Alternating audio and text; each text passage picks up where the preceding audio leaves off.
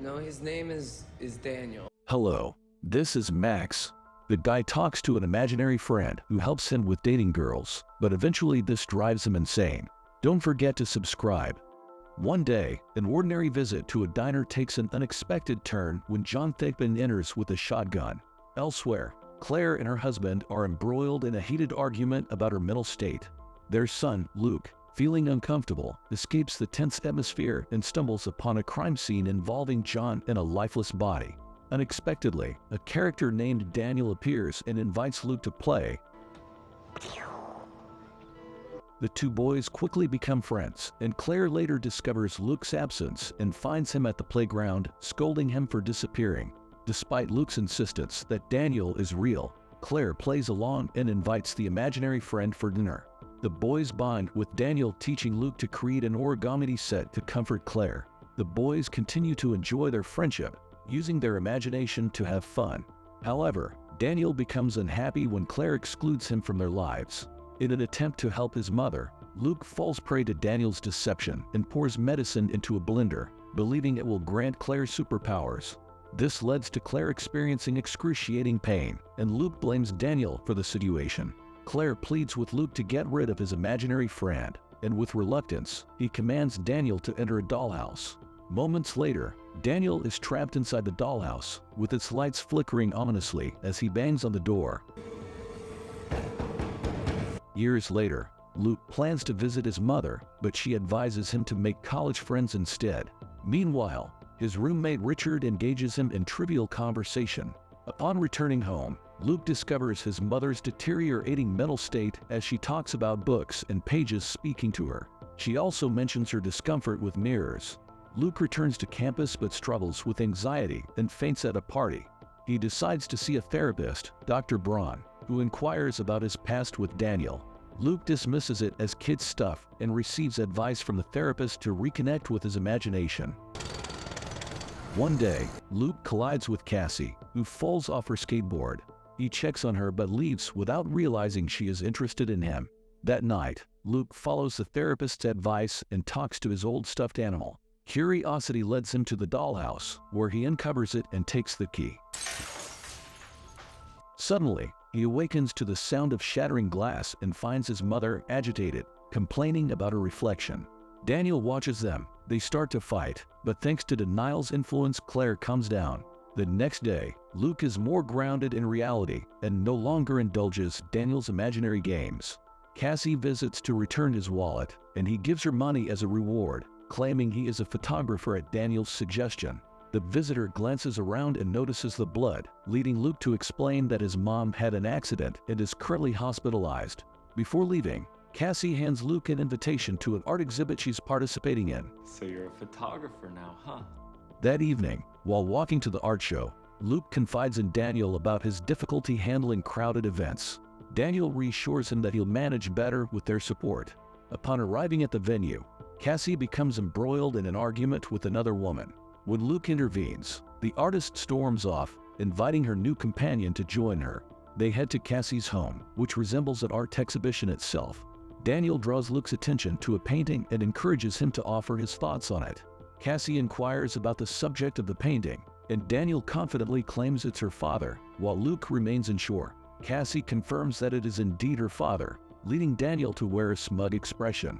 As Cassie lingers by the painting, Daniel signals for Luke to get closer, but he reacts too slowly, and Cassie moves to the other side of the room. She grabs a knife and announces her intention to redecorate. Daniel instructs Luke to photograph her impromptu performance art, and she invites him to participate. Together, they relieve their stress through destruction. On the way home, Daniel reassures Luke that he's not insane, but rather akin to a poet receiving messages from an angel. Over time, Daniel proves his words by helping with exams, teaching Luke to have fun, and even assisting him in winning over Sophie at a party. After excessive drinking and a close encounter with Sophie, Luke finds himself in the bathroom. He eventually passes out, and Daniel seizes the opportunity to control Luke's body, pressing a straight razor to his neck. Luke stirs, causing the imaginary friend to retreat but leaving behind a small cut. Later, Cassie and Luke spend the night trespassing, impressing her by reciting passages from books she touches, which are essentially Daniel's words. However, when Luke intentionally misquotes the Bible, Daniel becomes menacing, shouting the verse until Luke stops. No other God before me! Amen. Cassie invites Luke back to her place, where she acknowledges his intriguing nature. As a converse, Luke shows her his recent photographs, which impress the artist, and she reveals that he is the inspiration for her current project. When Cassie suggests that Luke deserves to be immortalized, Daniel tries to insert himself into the conversation, but Luke shuts him down, infuriating his imaginary friend. Subsequently, Cassie paints a portrait of Luke, including a shadow behind him. When Luke asks what the shadow represents, Cassie describes it as his hidden, dangerous self. Luke is unsettled by her insight and asks if she can see the shadow, to which she cryptically remarks that maybe she's crazy. They kiss, and Cassie silently invites him for a more closeness moment. Luke and Cassie share a passionate encounter while Daniel watches menacingly from the sidelines. After experiencing a dream involving a red swirling storm and a disembodied voice seeking help, Luke is awakened by a knock on his door.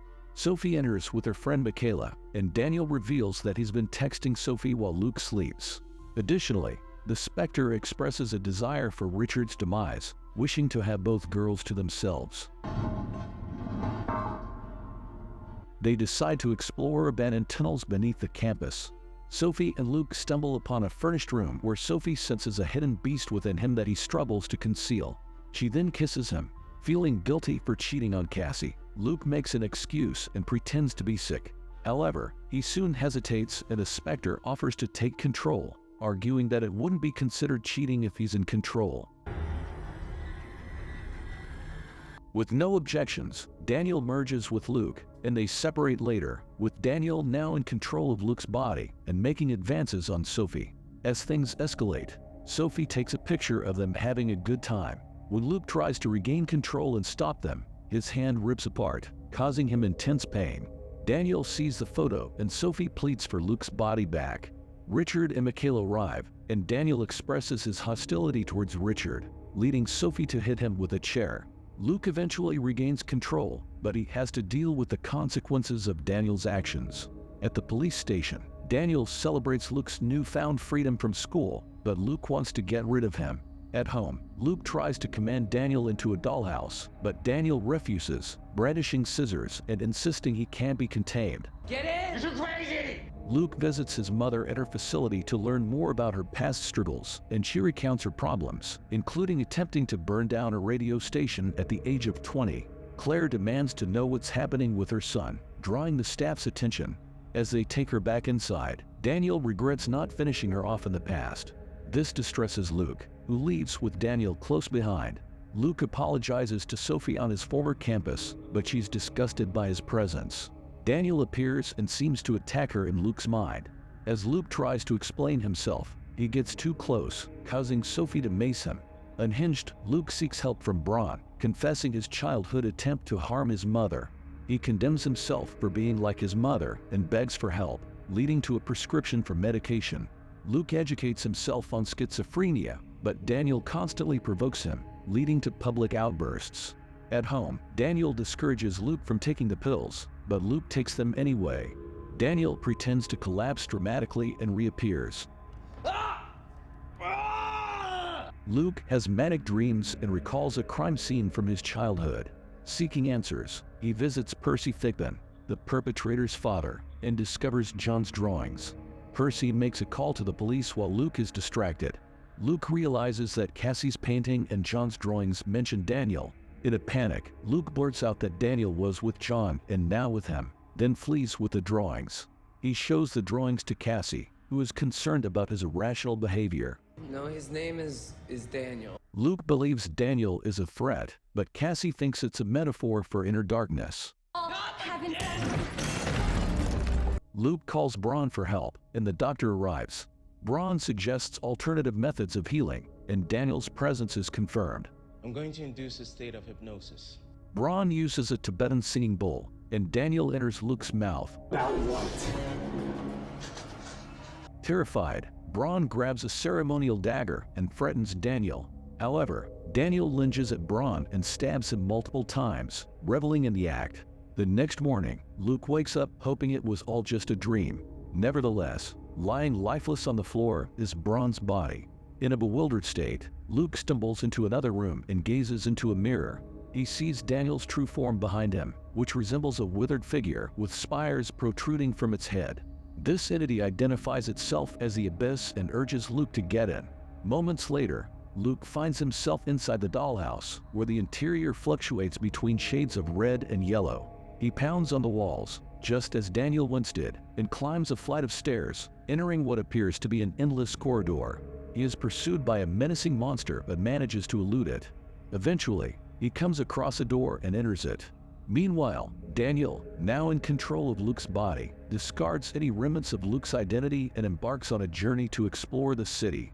Cassie opens her door and is greeted by Daniel standing outside. He pretends to be Luke, apologizing for his past actions and claiming he wasn't in control at the time. After a brief hesitation, Cassie allows him inside. Daniel admires her painting and compliments her ability to see the real him. Meanwhile, Luke finds himself in a display room filled with various artifacts, including Braun's ceremonial dagger and John's guns. He is drawn to a painting depicting acts of savagery and fear, all seemingly connected to the Abyss.